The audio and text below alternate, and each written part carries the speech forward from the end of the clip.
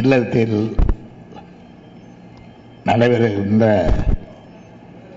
இந்த இனிய வனவிழா நிகழ்ச்சிக்கு தலைமை ஏற்றும் முன்னிலை வகித்தும் மணமக்கள்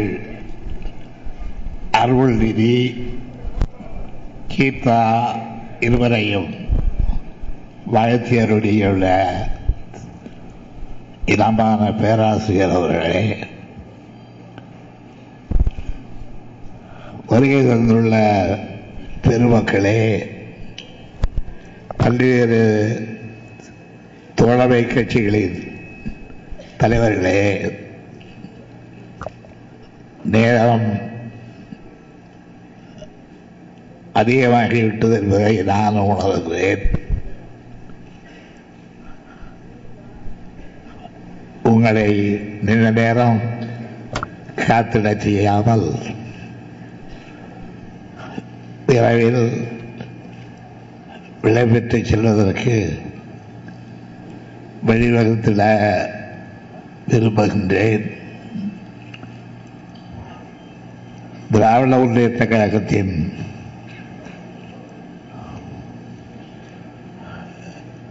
பல்வேறு கொள்கை கோட்பாடு செயல்முறை இவைகளிலே ஒன்றாக இந்த திருமண முறையும் ஏற்றுக்கொள்ளப்பட்டிருக்கிறது என்பதை நான் உங்களுக்கு விளக்கி சொல்ல வேண்டிய அவசியமில்லை. இந்த திருமண முறை ஒன்றை ஏற்றுக்கொண்ட காரணத்தினால்தான் பல்வேறு தரப்பிலே உள்ள பெருமக்கள், கட்சிகளின் தோழர்கள், தலைவர்கள், தளபதிகள் அனைவரும்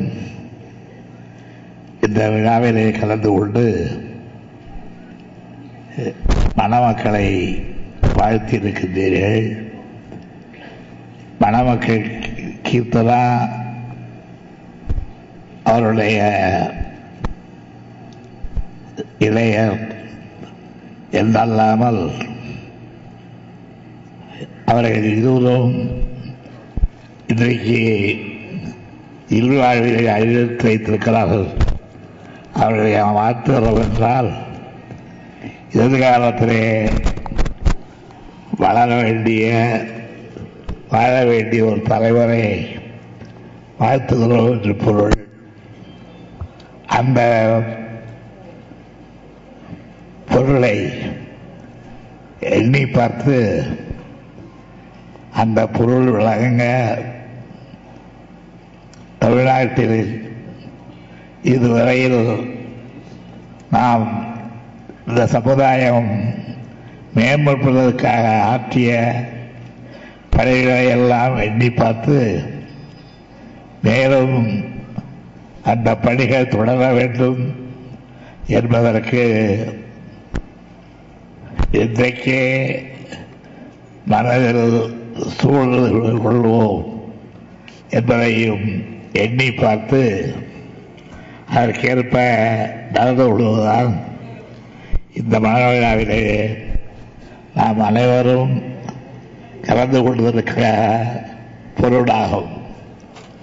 பல்வேறு கட்சிகளைச் சேர்ந்தவர்கள் தங்களுடைய அடிப்படை கொள்கைகளை ஓரளவு மறந்து விட்டதல்ல, மறைத்து விட்டதல்ல, திறந்து விட்டதல்ல, அவைகளை எல்லாம் இலக்கி வைத்து விட்டதல்ல.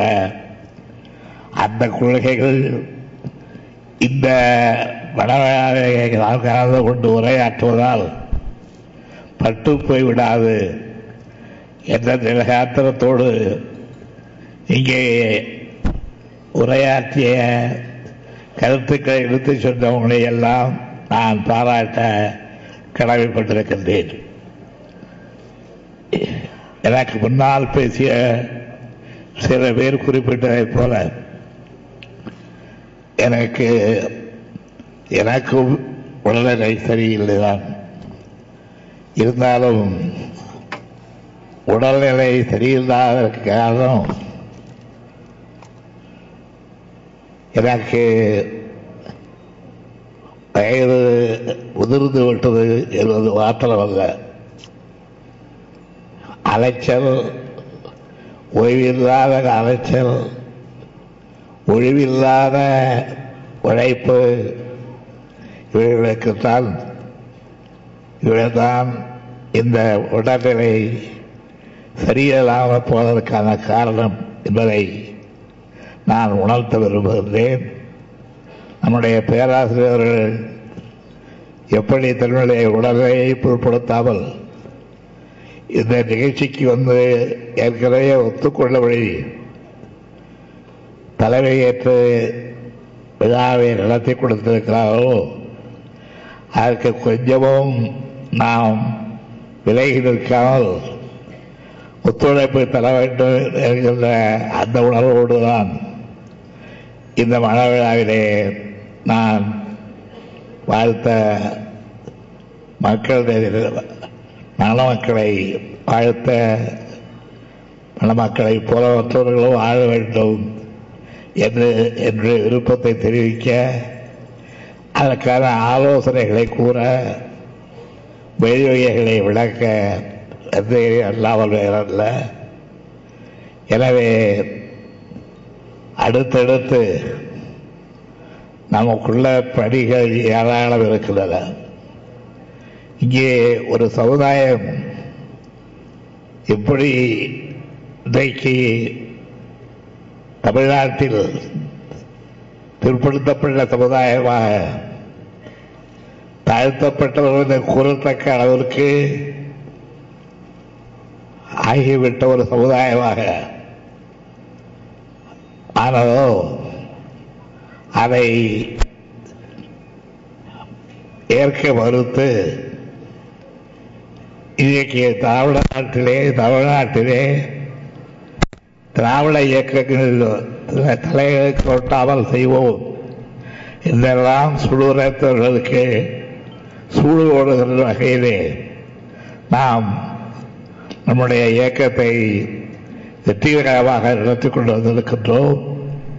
பலரும் பல்வேறு கட்சிகளும் கொள்கைகளும் கூடியிருக்கின்ற இந்த மாமன்றத்தில் நான் அவற்றை பற்றியெல்லாம் விரிவாக பேச விரும்பவில்லை. என் உடல்நிலையும் எனக்கு நலனில்லை.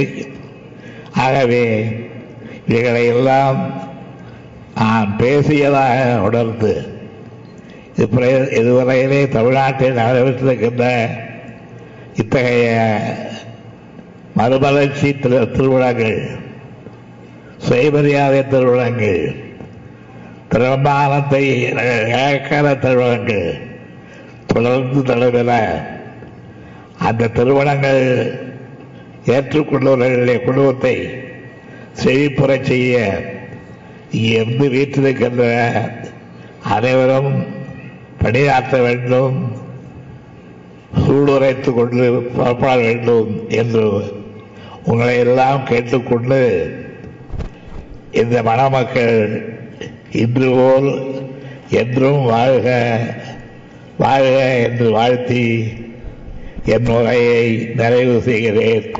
வணக்கம்.